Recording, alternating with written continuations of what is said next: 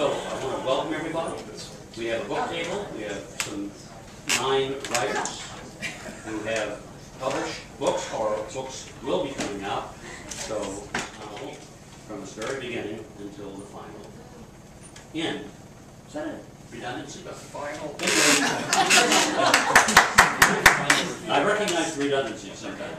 Chris Gower is going through the dilemma that any writer goes through when he has first published a novel, and he is here to talk about it for us. Chris?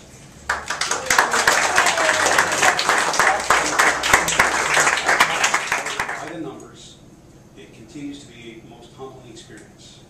Novels written, 2. Novels in progress, 1. Short stories written, 8. Short story submissions to publications, 61. Short story submission rejections and non-responses, 58.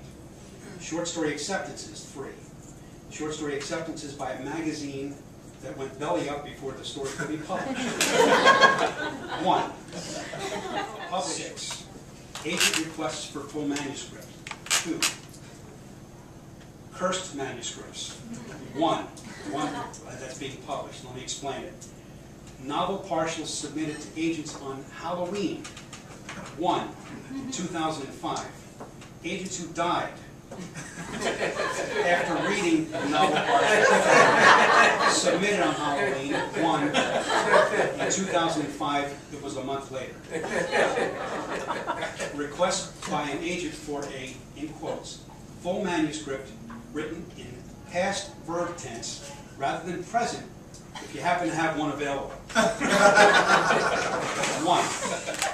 Complete manuscript rewrites where verb tense was changed from present tense to past. 1. You got to do what you got to do.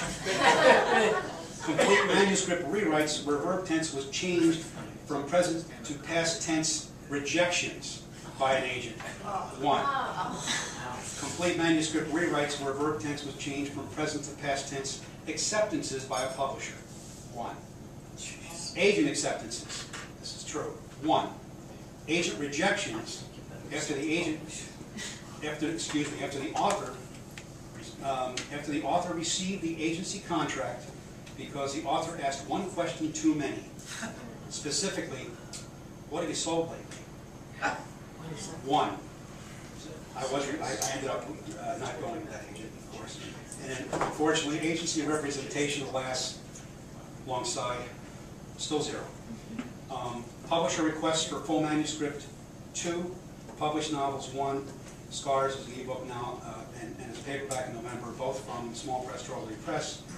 And finally, dinner speeches delivered, 1. And this writer thrilled at having been asked, and even more thrilled that he's now delivered it. Thank you very much.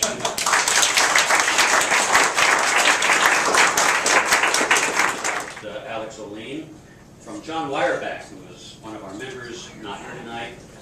He fell in love with the photograph of Alix Ohlin in a dust jacket, and he said, "You must track her down, and perhaps she would be interested in coming to our workshop and participating in our ghost competition."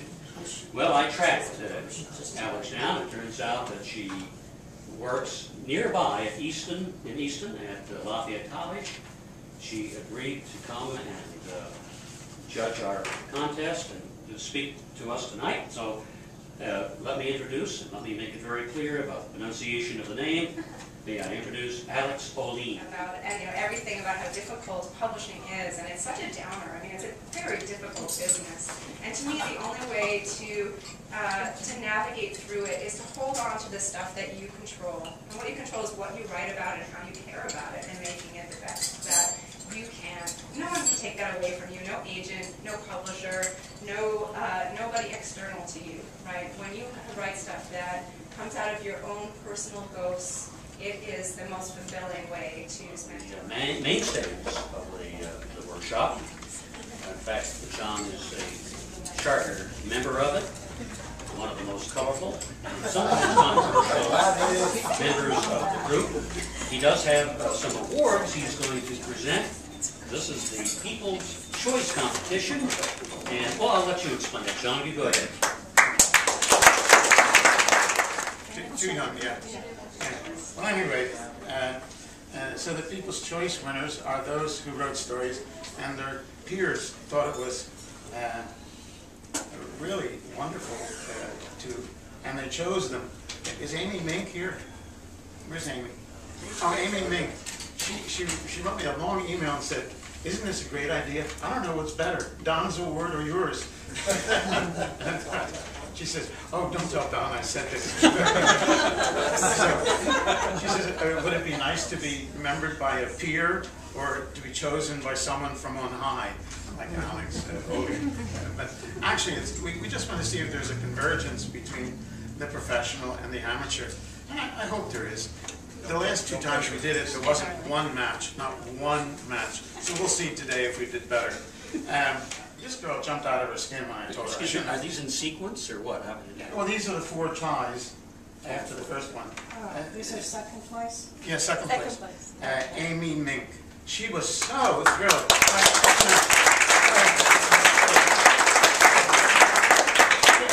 Can you believe it? She can't even write. She can't even, and she was so happy, so thrilled. And I thought, this is such innocence. I hope we don't ruin her. But I think it was such an encouraging act we did for her. It had nothing to do with it. It was her choosing. And then we had the old standbys.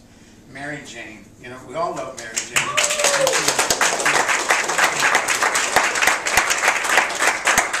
I thought Mary Jane was writing about her daughter losing her religion. She says, "John, it's fiction. It's not autobiography." And then the other one is Chris Bauer. His story was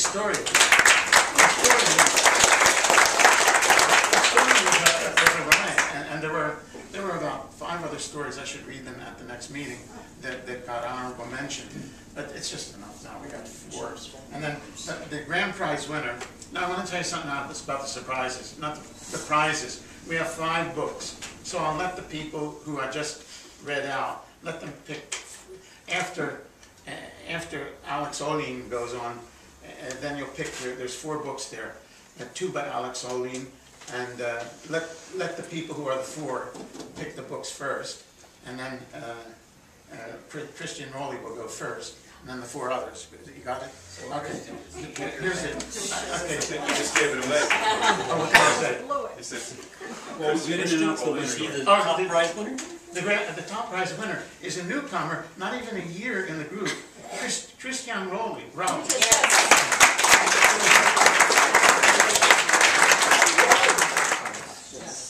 it was not easy picking.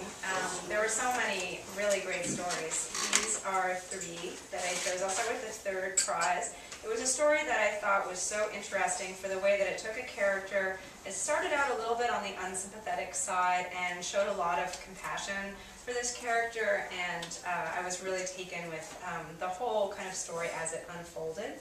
So this is the 3rd prize, and it goes to Eileen Raymond Rush.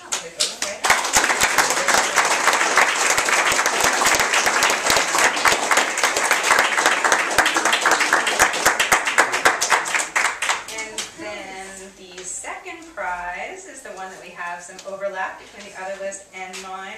I loved the voice of this story, and I thought it combined horror and pathos in a way that was just crackling with energy, and that is Zombie Chimps from Mars.